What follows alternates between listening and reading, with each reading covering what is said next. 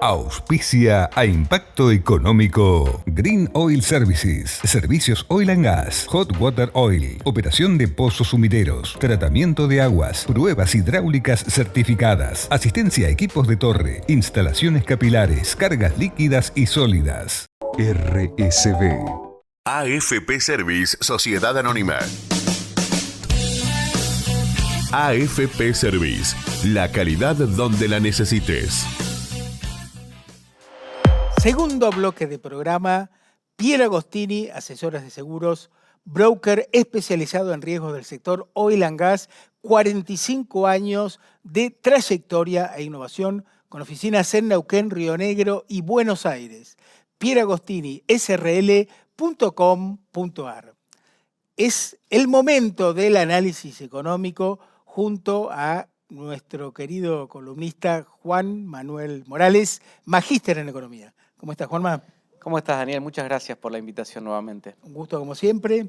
Bueno, octubre, 6,3% de inflación, la interanual 88%, esto es noviembre del 2021, octubre del 22. Esta inflación interanual, la más alta en 30 años. ¿Qué está pasando? Que la inflación sigue siendo un problema. Bueno, ya lo dijo el viceministro en cuanto a los riesgos de hiperinflación, ¿no? Sí, bueno, la inflación sigue siendo un problema y va a seguir siendo un problema hasta tanto y en cuanto no se aborden reformas estructurales y no se solucionen los desequilibrios que hay en términos de no solamente cuestión fiscal, sino también en términos monetarios, ¿no? Y ahí me parece que hay un tema importante con los pasivos remunerados que tiene el Banco Central en su balance, tanto el ELIC y pases pasivos. A ver, ¿por qué no profundizar un poquito ese tema para quienes no están tan empapados? Bueno, lo que sucede es lo siguiente, el Banco Central tiene que aspirar pesos porque como va emitiendo por distintas situaciones, claro, tiene que ir aspirando pesos para que todos esos pesos no queden en la base monetaria y esa necesidad de esterilizar pesos hace que, digamos, en su balance haya una gran cantidad de pasivos entre LELIC y pases pasivos, que son estas herramientas que utiliza para aspirar pesos, para sacar peso de la economía. Hoy, entre esas dos cuestiones, vos tenés más de 9 billones de pesos. 9 billones. Billones, y lo que ha mostrado es un crecimiento en lo que va del año del 100%. Claro, porque ese aspirar pesos genera un costo financiero para el gobierno. Para el Banco Central, ¿no? Eso es lo que se considera como déficit cuasi fiscal. Hoy el Banco Central está pagando de tasa efectiva 107% por retener ese dinero, por esos pasivos, con lo cual tiene una dinámica propia que es bola de nieve. El tema es que eso es emisión futura, porque claro, esas LELIC y esos pases pasivos son la contracara de los depósitos de la gente. Es decir, que el día que caiga la demanda de dinero, como viene cayendo, pero si la demanda de dinero cae más y la gente procede a retirar sus plazos fijos, bueno, los bancos comerciales lo que tienen que hacer es darse vuelta y pedirle al Banco Central que les devuelva esas LELIC, ¿no? Y eso podría generar un aumento de la oferta monetaria muy grande en poco tiempo, ¿no? Entonces, ese riesgo siempre está latente y eso también es algo que alimenta o mantiene la inflación alta. Más allá de todos los desequilibrios de la economía, como te estaba comentando, tema de déficit fiscal que sigue en altos niveles, más allá de que el acuerdo con el FMI haya planteado un sendero de equilibrio fiscal. Bueno, este año vamos a cerrar en un déficit de 2,5% primario, el año que viene de 1,9-2%, con suerte porque va a ser un año electoral. Sí. ¿Y en qué medida el ajuste de masa está siendo lo suficientemente contundente? Mirá, está siendo contundente en algún sentido, lo que se ve es una disminución de los gastos, pero yo tengo la sensación de que lo que se está acumulando es deuda flotante. ¿Por qué? Porque uno no ve una reducción significativa o una reestructuración de los gastos del gobierno, simplemente ve que los gastos caen mucho a partir de que Guzmán se va. Ahora, esos gastos, si no hay una reestructuración del gobierno, en algún momento se tienen que pagar, ¿no? Hay un ajuste de tarifas que se está haciendo de manera muy desordenada, muy parcial, y eso realmente digamos, no va a tener gran efecto en el presupuesto. Se está viendo una baja del gasto en los últimos 2 meses sobre todo, pero yo creo que ahí hay una acumulación de deuda flotante porque no hay una reestructuración del Estado. Es decir, esos gastos que hoy nos están pagando en algún momento sí se van a tener que pagar. O sea, deuda flotante es patear el pago a proveedores. Exactamente, porque cuando vos tomás base caja, que son, digamos, el efectivo de que se desprende el gobierno para erogar sus gastos, eso cae. Pero no quiere decir que los pasivos no se vayan generando en el transcurso del tiempo, ¿no? Entonces tampoco se está viendo un ajuste muy grande. Lo que ha hecho Massa se ha concentrado sobre todo en tratar de conseguir dólares, en pasar la gorra en el mundo, bueno, pero no ha hecho en profundizar el cepo. Se cambió este sistema SIMI por otro sistema de control de importaciones que se llama CIRA. Sí, que está generando mayores trabas aún a la actividad económica. Mayores trabas aún, y además que todas esas importaciones que hoy se autorizan se van a tener que pagar mínimo en 60 días, con lo cual esto implica que dentro de el futuro el Banco Central se va a tener que desprender de dólares para pagar las importaciones que hoy están entrando al país. Claro. Con lo cual no hay cambios importantes. Lo único que se ha fortalecido algo las reservas líquidas del Banco Central, las reservas netas, sobre todo a partir del dólar soja, pero ahí también tenés un problema porque ni bien se cortó el dólar soja, el Banco Central ha vuelto a su dinámica de perder reservas y si uno saca la cuenta, al día de hoy ya se han perdido el 30% de las divisas que el Banco Central se pudo hacer a partir del dólar soja. Claro.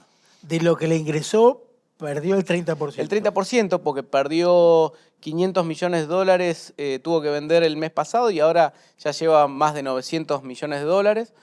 Con lo cual, en esta dinámica, digamos, lo que uno ve es la imposibilidad del Banco Central de acumular reservas.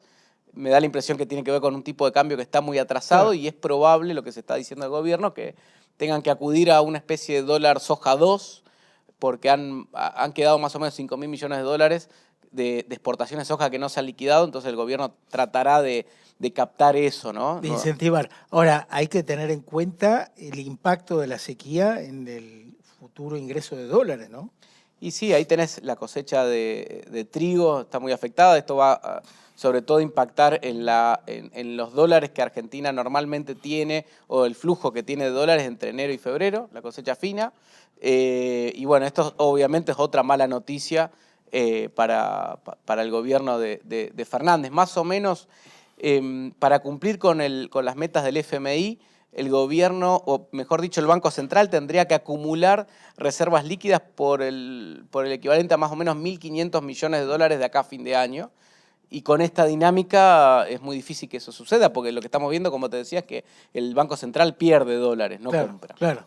Vos hablabas de la distorsión de precios relativos. Una de esas distorsiones está dada por la diferencia entre el dólar oficial y el dólar blue, el dólar contado con liquidación, el dólar MEP, ¿no? Sí, totalmente. Mira, yo acá estaba sacando la cuenta, en lo que va del año el dólar blue más o menos se movió 47% y la inflación, vos la dijiste recién, al mes pasado era 88%, ¿no? Entonces, el dólar se está moviendo por debajo de la inflación y cuando se sienten estas volatilidades, estos ruidos de la economía, el dólar se tiende a despertar. Y acá me parece que hay dos cuestiones por las cuales estaba bastante planchado los dólares paralelos de julio para adelante, y entre esta semana y la semana pasada el dólar se empezó a despertar. Digo, los dólares financieros y el dólar blue.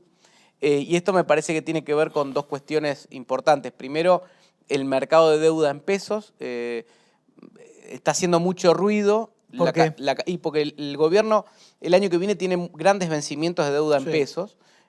Mirá, de acá hasta agosto tiene más o menos 15 billones de pesos de vencimiento de deuda en pesos. 15 billones. 15 billones seguido sí. De 12 ceros. Perdón, no de acá a agosto, sino de enero hasta agosto, del año que sin contar lo que queda de este año. Esto da que se vence de deuda un promedio de 1,8 billones de pesos por mes. A partir de enero. Hasta las PASO. Claro. Y hay muchas dudas porque el mercado hoy está colapsado de deuda. Todo lo que es el mercado privado, ¿no? Los bonos que están en manos privadas, hay muchas dudas para comprar deuda que venza en un momento posterior a las elecciones, con lo cual los márgenes son cada vez más chicos. Los márgenes más chicos para el endeudamiento que necesita Exactamente. concretar el gobierno. Exactamente, porque los plazos, la deuda cada vez más corta, digamos, y a su vez el mercado obviamente que pide más tasa. Y además esto, si nosotros tenemos en cuenta lo que pasó algunos días, donde el gobierno quiso canjear los bonos que vencían en noviembre y diciembre, que eran más o menos 1,5 billones de pesos, solamente ha tenido una aceptación ese canje del 60%, y todo eso era intrasector público, era deuda que estaba colocada en el sector público, deuda que estaba en el sector privado, solamente menos del 13-14% accedió a ese canje. Con lo cual lo que está viendo el mercado es una reticencia a la deuda argentina, a la deuda en pesos, y esto pone muchas dudas sobre el año que viene. ¿Por qué? Porque si el gobierno no puede colocar la deuda necesaria como para poder pagar la deuda que se vence, que era la que estábamos hablando, y además tener un financiamiento neto positivo para pagar déficit fiscal, esto no va a quedar otra que active la maquinita del Banco Central, y me parece que aquí esto podría generar muy malas expectativas y una disparada de la inflación, ¿no? Bueno, Aldo Abraham, economista de la Fundación Libertad y Progreso, en entrevista al diario Río Negro, planteó que con este cepo vamos a una hiperinflación. ¿Coincidís? ¿Depende? Sí, me parece que, a ver, los condimentos están dados, creo que va a depender de que suceda alguna cuestión social que pueda disparar eso.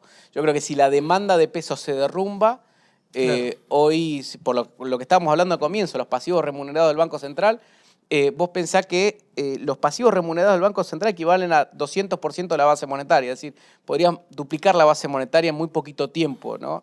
Y me parece que va a depender un poco de la demanda de pesos y lo que suceda también en un sentido bueno, el año que viene tenés elecciones, hay una volatilidad, hay un temor también, la gente por ahí se va a inclinar más al dólar. Bueno, depende, a ver, y uno ante la ausencia de reformas estructurales, es posible que o sea, bueno, las probabilidades hoy de una hiper son difíciles, pero no sería imposible. No imposible, claro. Sí.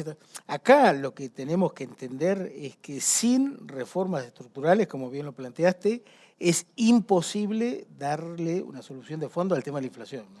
O sea, no está disponible. Sin una reforma del Estado, disminución de gastos, reforma impositiva, bueno.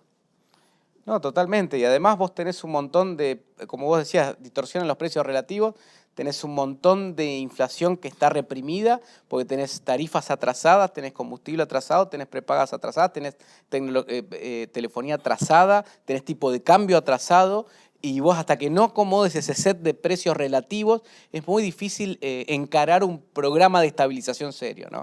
Entonces tenés todo eso y ahora vos tenés un nuevo control de precios de lo que se llama precios justos, donde hay algunos precios que se van a congelar y otros precios que solamente se van a poder mover 4% mensual por los próximos 4 meses. Y todo eso me parece que es inflación reprimida, es inflación a futuro, porque la dinámica inflacionaria no va a cesar, porque no hay reformas estructurales, porque siguen los desequilibrios fiscales, porque siguen los desequilibrios monetarios, y en este sentido es seguir poniendo tierra debajo de la alfombra. Supongo que el plan del gobierno es llegar hasta las elecciones sin que explote, pero ya te digo, ante un clima electoral complejo, enrarecido, con cambio de gobierno, y hay que tener en cuenta una cosa. Cuando Cristina dejó el gobierno en el 2015 había una expectativa ante un cambio de gobierno, que eso también le ayudó a Cristina a pasar sin sobresalto los últimos meses de su gobierno, ¿no? Una expectativa positiva, que iba a venir Macri en ese momento y que podía encauzar y llevar a la economía en un sendero de crecimiento y de corrección de variables. Había confianza hacia el futuro. Había confianza hacia el futuro. Hoy hay, hay expectativas de un cambio de signo político, pero no está esa misma confianza que el gobierno que venga va a poder solucionar la cuestión y va a poder encarar un programa estructural, con lo cual las expectativas tampoco van a jugar un rol a favor, digamos, de una estabilización. Bien, lo importante, insisto en esto, que aprendamos de lo que no funciona para identificar una estrategia adecuada de desarrollo, ¿no? La solución está, hay que identificarla y aplicarla. Juanma, continuaremos con el análisis. Gracias. Gracias por la invitación, Daniel.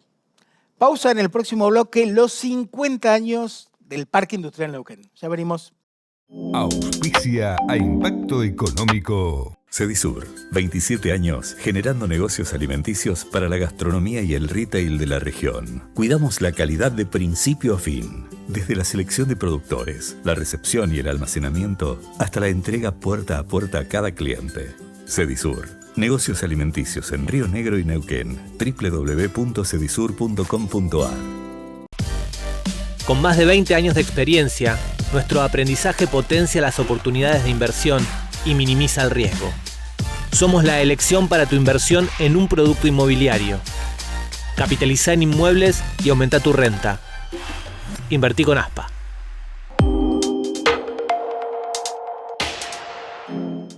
Comaseg, Seguridad Industrial Comahue, prevención de incendios, recarga de matafuegos, diseño, fabricación, montaje y mantenimiento de redes contra incendios, prueba hidráulica de mangueras, calidad certificada IRAM, comaseg.com.ar. P&B Consulting, empresa regional líder en control de contratistas de más de 20 años de experiencia, con personal altamente capacitado y presencia en todo el país, junto a su sistema de registro único de contratista Auditium, para todo tipo de empresas.